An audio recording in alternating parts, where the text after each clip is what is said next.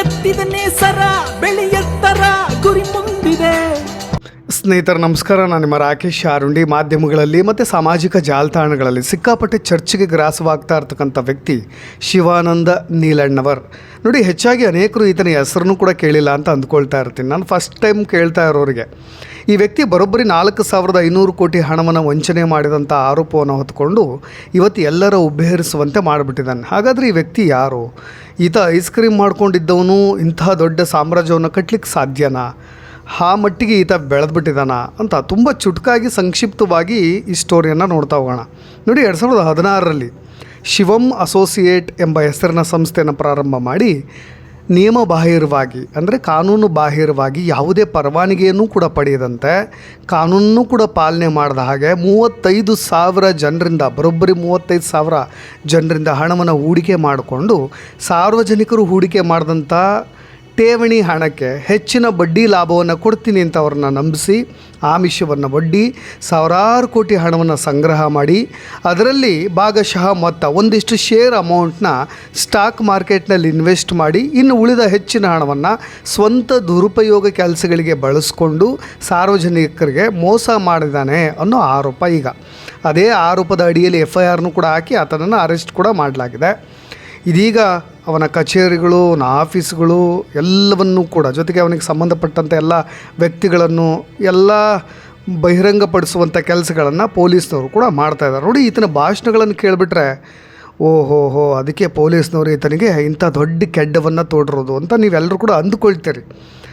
ನನ್ನ ಬಳಿ 15,000 ಬಂದೂಕುಗಳಿದ್ದಾವೆ, ದೊಡ್ಡ ಸಾಮ್ರಾಜ್ಯವನ್ನೇ ನಾನು ಕಟ್ಟಿಬಿಟ್ಟಿದ್ದೀನಿ, ಇಡೀ ಭಾರತದಾದ್ಯಂತ ನನ್ನ ಸಾಮ್ರಾಜ್ಯ ಇದೆ, ನಾನು ಹೆಂಗಸರ ಜೊತೆ ತಿರುಗಾಡೋನಲ್ಲ, ಗಂಡಸರ ಜೊತೆ ತಿರುಗಾಡೋನು, ನಾನು ಗಂಡಸ್ತನದ ವ್ಯಕ್ತಿ, ನಾನು ಯಾರಿಗೂ ಹೆದರಲ್ಲ, ನಿಮ್ಮನ್ನು ಗಂಡಸರನ್ನಾಗಿ ಮಾಡಲಿಕ್ಕೆ ಇಲ್ಲಿಗೆ ಬಂದಿರೋದು ಅನ್ನೋ ಭಾಷಣಗಳು.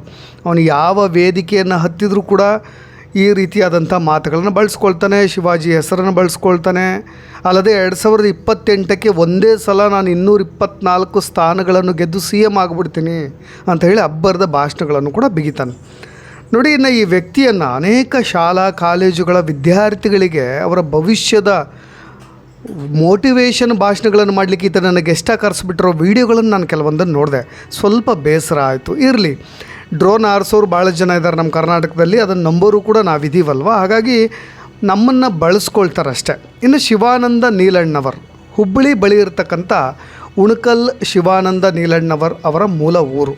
ತಂದೆ ಸೇನೆಯಲ್ಲಿದ್ದರಂತೆ. ನಿವೃತ್ತಿಯಾದ ಬಳಿಕ KEBಯಲ್ಲಿ ಕೆಲಸ ಮಾಡ್ತಾ ಇದ್ದಾಗ ಅವರು ಸತ್ತು ಬಿಡ್ತಾರೆ. ಅದಾದ ನಂತರ ಆ ನೌಕರಿ ಶಿವಾನಂದ್ ಅವರ ಬ್ರದರ್ಗೆ ಹೋಗುತ್ತೆ. ಬಳಿಕ ಅವರಿಗೆ ಬೆಳಗಾವಿಗೆ ಟ್ರಾನ್ಸ್ಫರ್ ಆದ ಕಾರಣವಾಗಿ ಇಡೀ ಕುಟುಂಬ ಬೆಳಗಾವಿಗೆ ಬಂದು ನೆಲೆಸಿಬಿಡುತ್ತೆ. ದ್ವಿತೀಯ PUC ವಿದ್ಯಾಭ್ಯಾಸ ಮಾಡ್ತಾ ಇರ್ತಕ್ಕಂಥ ಶಿವಾನಂದ ಅವರು ಆರಂಭದಲ್ಲಿ ರೂರಲ್ ಮೆಡಿಕಲ್ ಕಾಲೇಜ್ನಲ್ಲಿ ಈ ಸಿಪಾಯಿ ಕೆಲಸ ಮಾಡ್ತಾ ಇದ್ರಂತೆ. ಇದು ಇವರ ಆರಂಭದ ಉದ್ಯೋಗ. 2004ರಿಂದ 2006ರವರೆಗೆ ಈ ಆಟೋದಲ್ಲಿ ಫ್ರಿಜ್ಜನ್ನು ಇಟ್ಕೊಂಡು ಐಸ್ ಕ್ರೀಮ್ ಮಾಡ್ತಾರಲ್ವ, ಹಾಗೆ ಬೆಳಗಾವಿಯಲ್ಲಿ ಐಸ್ ಕ್ರೀಮ್ ಮಾಡ್ತಾ ಇದ್ರಂತೆ. ಐಸ್ ಕ್ರೀಮ್ ಮಾಡ್ತಾ ಇದ್ದಂಥ ವ್ಯಕ್ತಿ ಏಕಾಏಕಿಯಾಗಿ ಐಸ್ ಕ್ರೀಮ್ ಫ್ಯಾಕ್ಟ್ರಿಯನ್ನು ಸಣ್ಣದಾಗಿ ಹಾಕ್ತಾರೆ. ಅದಾದಮೇಲೆ 2012ರಲ್ಲಿ ಶೇರ್ ಮಾರ್ಕೆಟ್ನಲ್ಲಿ ಹೂಡಿಕೆ ಕೂಡ ಶುರು ಮಾಡ್ತಾರೆ, ಹಣವನ್ನು ಇನ್ವೆಸ್ಟ್ ಮಾಡಲಿಕ್ಕೂ ಕೂಡ ಶುರು ಮಾಡ್ತಾರೆ. ಯಾವಾಗ ದುಡ್ಡು ಓಡಾಡಲಿಕ್ಕೆ ಶುರುವಾಗುತ್ತಲ್ವ ಆವಾಗ. ಅದು ಅವರಿಗೆ ನೀಲಣ್ಣವ್ರ ಕೈ ಹಿಡಿಲಿಲ್ಲವಂತೆ. ಆಗ ತಾನೇ ಯಾಕೆ ಇಂತಹ ಒಂದು ಹೂಡಿಕೆ ಸಂಸ್ಥೆ ನಾನೇ ಸ್ಟಾರ್ಟ್ ಮಾಡಬಾರ್ದು, ಈ ಶೇರ್ ಮಾರ್ಕೆಟ್ ಇದೆಯಲ್ಲ ಅದೇ ರೀತಿ ನಾನೇ ಒಂದು ಇನ್ವೆಸ್ಟ್ಮೆಂಟ್ ಸಂಸ್ಥೆನ ಸ್ಥಾಪನೆ ಮಾಡಿಬಿಟ್ರೆ ಹೇಗೆ ಅಂತೇಳಿ ಭಾಳಷ್ಟು ಜನರನ್ನು ವಿಚಾರಣೆ ಮಾಡಿ ಆಕ್ಯುಮೆನ್ ಅನ್ನೋ ಒಂದು ಆ್ಯಪನ್ನು ಅಭಿವೃದ್ಧಿಪಡಿಸಿ ಅದ್ರ ಮುಖಾಂತರವಾಗಿ ಜನರಿಂದ ಹಣ ಹೂಡಿಕೆ ಮಾಡಿ ಅವರಿಗೆ ಬಡ್ಡಿಯನ್ನು ಕೊಡಲಿಕ್ಕೂ ಕೂಡ ಶುರು ಮಾಡ್ತಾರೆ. ಇದು ಆರಂಭದ್ದು. ನೋಡಿ, ಆ ಆ್ಯಪ್ ಮುಖಾಂತರವಾಗಿ 100 ಕೋಟಿ ಹೂಡಿಕೆ ಕೂಡ ಆಗಿದೆ. ಇನ್ನು ಇತ್ತೀಚೆಗೆ ಅವರು ತಮ್ಮದೇ ಶಿವಂ ಅಸೋಸಿಯೇಟ್ಸ್ ಅನ್ನೋ ಒಂದು ಸಂಸ್ಥೆಯನ್ನು ಕೂಡ ಶುರು ಮಾಡ್ತಾರೆ. ಅದರ ಮುಖಾಂತರವಾಗಿ ಸಮಾಜಮುಖಿ ಕಾರ್ಯಗಳನ್ನು ಆರಂಭಿಸ್ತಾರೆ. ಒಂದು ರೀತಿಯಾದಂಥ ಚಾರಿಟಬಲ್ ಟ್ರಸ್ಟ್ ಅಂತಲೂ ಕೂಡ ಅಂದ್ಕೊಳ್ಬೋದು ನೀವು. ಯಾವಾಗ ಇವರು ಸಮಾಜಮುಖಿ ಕಾರ್ಯಗಳನ್ನು ಮಾಡಲಿಕ್ಕೆ ಶುರು ಮಾಡಿದ್ರು ಆವಾಗ ಬೆಳಗಾವಿ ಲೋಕಲಿ ತುಂಬ ಫೇಮಸ್ ಆಗ್ತಾರೆ. ಅನೇಕ ಭಾಷಣಗಳನ್ನು ಮಾಡಲಿಕ್ಕೆ ಅಲ್ಲಿ ಇಲ್ಲಿ ಕಾರ್ಯಕ್ರಮಗಳಿಗೆ, ಸಮಯ ಸಮಾರಂಭ, ಜಾತ್ರೆ ಎಲ್ಲವಕ್ಕೂ ಕೂಡ ಇವ್ರನ್ನ ಕರೆಸಲಿಕ್ಕೆ ಶುರು ಮಾಡ್ತಾರೆ. ಯಾವಾಗ ಇವರು ಸಾರ್ವಜನಿಕ ವೇದಿಕೆಗಳಲ್ಲಿ ಭಾಷಣ ಮಾಡಲಿಕ್ಕೆ ಶುರುವಾಗ್ಬಿಟ್ರು, ಸೋಷಿಯಲ್ ಮೀಡ್ಯಾದಲ್ಲಿ ಸಿಕ್ಕಾಪಟ್ಟೆ ವೈರಲ್ ಆಗಿಬಿಟ್ರು. ಇವರದ್ದೇ ಆದ ಪೇಜ್ಗಳು ಇದ್ದಾವೆ, ಪೇಯ್ಡ್ ಫ್ಯಾನ್ಸ್ಗಳು ಕೂಡ ಇದ್ದಾರೆ. ಇನ್ನೊಂದು ಕಡೆ ಇವರು ಮಾತನಾಡುವಂಥ ಭಾಷಣಗಳನ್ನು ಭಾಳ ಜನ ಇಷ್ಟಪಟ್ಟು ಕೂಡ ವೈರಲ್ ಮಾಡಿದ್ದಾರೆ. ನೋಡಿ, ಶಿವಾನಂದ ಅವರು ಈ ನೀಲಣ್ಣವರು ಇದ್ದಾರಲ್ಲ, ಸ್ಟಾಕ್ ಮಾರ್ಕೆಟ್ನಲ್ಲಿ ಹಣ ಹೂಡಿಕೆ ಮಾಡಿದ್ರಲ್ವ, ಆ ಹಣ ಹೂಡಿಕೆ ಮಾಡಿ 15 ಲಕ್ಷ ಕಳ್ಕೊಂಡಿದ್ದರಂತೆ. ಅದಕ್ಕೋಸ್ಕರವಾಗಿ ಅವರು ಸ್ಟಾಕ್ ಮಾರ್ಕೆಟ್ ಹೂಡಿಕೆ ನೋಡಿ ತಾನೇ ಸ್ವಂತ ಒಂದು ಆ್ಯಪನ್ನು ರಚನೆ ಮಾಡಿ ಅದರಿಂದ ಜನರ ದುಡ್ಡನ್ನು ಅಲ್ಲಿಗೆ ಹಾಕಿಸ್ಲಿಕ್ಕೆ ಶುರು ಮಾಡ್ತಾರೆ.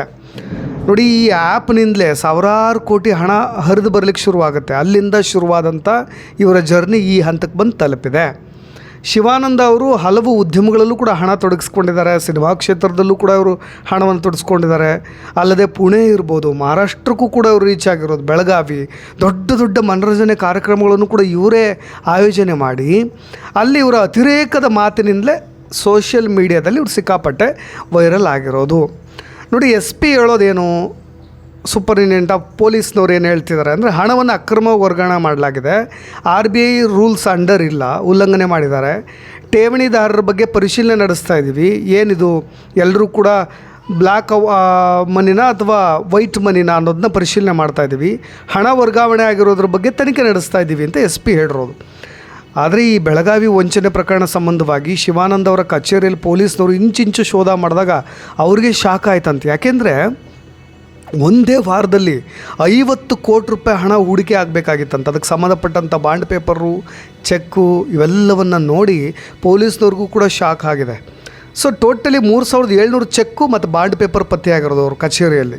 ಹೊಸದಾಗಿ ಹೂಡಿಕೆ ಮಾಡೋರಿಗೂ ಕೂಡ ಸಹಿ ಮಾಡಿ ಸೈನ್ ಹಾಕಿ ರೆಡಿ ಇಟ್ಟಿದ್ದಂಥ ಚೆಕ್ಕು ಮತ್ತು ಬಾಂಡ್ ಪೇಪರ್ನು ಕೂಡ ಈಗಾಗಲೇ ವಶಪಡಿಸ್ಕೊಳ್ಳಲಾಗಿದೆ. ಇವೆಲ್ಲವೂ ಕೂಡ ಒಂದು ಹೈ ಡ್ರಾಮಾ. ಆದರೆ ಇನ್ನೊಂದು ಕಡೆ ಪೊಲೀಸ್ನವರು ವಶದಲ್ಲಿದ್ದಾಗಲೇ ನೀಲಣ್ಣನವರು ಡೋಂಟ್ ವರಿ ಥರ ಇದ್ದರು. ನನ್ನ ಅರೆಸ್ಟ್ ಮಾಡಿದ್ದಾರೆ, ನಂದು ಯಾವುದೋ ಒಂದು ಅಕ್ರಮ ಬಯಲಾಗಿದೆ ಅನ್ನೋ ರೀತಿಯಾದ ಟೆನ್ಷನ್ ಅವರಲ್ಲಿ ಕಾಣಿಸ್ತಾ ಇರಲಿಲ್ಲ. ನನಗೆ ಸತ್ಯವೋ ಸುಳ್ಳು ಇದು ಯಾವುದು ಗೊತ್ತಾಗ್ತಾಯಿಲ್ಲ, ಎಲ್ರಿಗೂ ಒಳ್ಳೆಯದಾಗಲಿ, ಎಲ್ರಿಗೂ ಖುಷಿ ಸಿಗಲಿ, ಭಾರತ ಜನತೆ ಒಳ್ಳೆಯದಾಗಲಿ, ಓಂ ನಮಃ ಶಿವಾಯ ಅಂತ ಹೇಳಿ ಕೈ ಮುಗಿಯುವಂಥ ದೃಶ್ಯಗಳನ್ನು ಕೂಡ ನೀವು ನೋಡ್ತಾ ಇದ್ದೀರಿ. ಆಶ್ಚರ್ಯವನ್ನು ಕೂಡ ಸೂಚಿಸ್ತಾ ಇದ್ದೀರಿ. ನೋಡಿ, ನೀಲಣ್ಣನವರು ಕಚೇರಿ ಮೇಲೆ ದಾಳಿ ಮಾಡಿದ ಬಳಿಕ ಖುದ್ದಾಗ ಅವರೊಂದು ಆಡಿಯೋ ಕೂಡ ರಿಲೀಸ್ ಮಾಡಿದ್ರು. ಯಾಕೆಂದರೆ ಇನ್ವೆಸ್ಟರ್ಸ್ಗಳು ಎಲ್ಲರೂ ಕೂಡ ಶಾಕ್ ಆಗಬಾರ್ದಲ್ವಾ. ಹಿಂದಿಯಲ್ಲಿ ಮಾತಾಡಿದರು, ನಾನು ಆರಾಮಿದ್ದೀನರಪ್ಪ, ಮೊದಲು ಹೇಗಿತ್ತು ಇನ್ನೆರಡು ದಿನದಲ್ಲೂ ಕೂಡ ಹಾಗೇ ಇರುತ್ತೆ, ಡೋಂಟ್ ವರಿ, ತಲೆ ಕೆಡಿಸ್ಕೊಳ್ಬೇಡಿ, ಭಯ ಪಡಬೇಡಿ, ಆರಾಮಾಗಿರಿ, ನಾನಿದ್ದೀನಿ, ಯಾರೂ ಪ್ರೆಸರ್ ಆಗಬೇಡಿ, ಹೆದರಬೇಡಿ ಪ್ರಮುಖವಾಗಿ ಅನ್ನೋ ಒಂದು ಮೆಸೇಜ್ನ ಪಾಸ್ ಮಾಡಿದರು. ಇದೀಗ ಒಂದು ದೊಡ್ಡ ಕುತ್ತಿಗೆಗೆ ಕುತ್ತಂತರೂ ಬಂದುಬಿಟ್ಟಿದೆ. ಇನ್ನು ನೀಲಣ್ಣನವರು ಮಾಜಿ ಸೈನಿಕರು ಅನೇಕ ಸಾರ್ವಜನಿಕರಿಂದ ಹೆಚ್ಚಿನ ಬಡ್ಡಿ ನೀಡೋದಾಗ ಹಣ ಸಂಗ್ರಹ ಮಾಡಿದ್ದಾರೆ ಅನ್ನಲಾಗ್ತಾ ಇದೆ. ಅದು 35,000ಕ್ಕೂ ಹೆಚ್ಚಿನ ಜನರು ಇವರಲ್ಲಿ ಹೂಡಿಕೆ ಮಾಡಿದ್ದಾರೆ ಅನ್ನೋ ಅಚ್ಚರಿ ಸಂಗತಿ ಕೂಡ ಕೇಳಿಬರ್ತಾ ಇರೋದು. ಬಟ್ ಇವ್ರದ್ದೊಂದು ಸಿನಿಮಾ ಇದೆ, ಇಂಟ್ರೆಸ್ಟಿಂಗ್ ವಿಷಯ, ಕೊನೆದಾಗ ಅದನ್ನೊಂದು ಹೇಳಿ ಮುಗಿಸ್ಬಿಡ್ತೀನಿ. ಚಾಂಪಿಯನ್ ಅನ್ನೋ ಸಿನಿಮಾ ಮಾಡಿದ್ದಾರೆ ಅವರು. ಅದರಲ್ಲಿ ಉತ್ತರ ಕರ್ನಾಟಕ ಭಾಗದ ನಟರನ್ನೇ ಹಾಕ್ಕೊಂಡು, ಕಲಾವಿದರನ್ನ ಹಾಕ್ಕೊಂಡು, ಪ್ರಮುಖವಾಗಿ ದಾವಣಗೆರೆ ಮಧ್ಯ ಕರ್ನಾಟಕದ ನಟಿ ಅದಿತಿ ಪ್ರಭುದೇವ್ ಅವ್ರನ್ನ ಹಾಕ್ಕೊಂಡು, ಇನ್ನು ನಿಮಗೆ ಸನ್ನಿ ಲಿಯೋನ್ ಕೂಡ ಸಿನಿಮಾದಲ್ಲಿ ಆ್ಯಕ್ಟ್ ಮಾಡಿದ್ದಾರೆ. ಹೆಚ್ಚಾಗಿ ಉತ್ತರ ಕರ್ನಾಟಕ ಭಾಗದಿಂದ ಸಿನಿಮಾಗಳು ಬರ್ತಾ ಇಲ್ಲ, ಅಲ್ಲಿನ ಇನ್ವೆಸ್ಟರ್ಸ್ಗಳಾಗಿರ್ಬೋದು, ಪ್ರೊಡ್ಯೂಸರ್ಸ್ಗಳಾಗಿರ್ಬೋದು, ಡೈರೆಕ್ಟರ್ಗಳಾಗಿರ್ಬೋದು ಬರ್ತಾ ಇಲ್ಲ ಅನ್ನೋ ಒಂದು ಕೊರಗಿತ್ತು. ಚಾಂಪಿಯನ್ ಅಂತ ಸಿನಿಮಾ ತಂದಾಗ ಒಳ್ಳೆ ಮಾರ್ಕೆಟಿಂಗ್ ಕೂಡ ಮಾಡಿದರು. ನೋಡಿ, ಅದಕ್ಕೆ ಒಬ್ಬ ಒಳ್ಳೆ ಪ್ರೊಡ್ಯೂಸರ್ ಕೂಡ ಇದ್ದರು ಅನ್ನೋದಕ್ಕೆ ಕಾರಣ. ಯಾಕೆಂದರೆ ಇವರು ಅದಕ್ಕೆ ಸಿನಿಮಾಗೆ ಬಂಡವಾಳವನ್ನು ಹೂಡಿದಂಥವ್ರು ನೀಲಣ್ಣನವರು.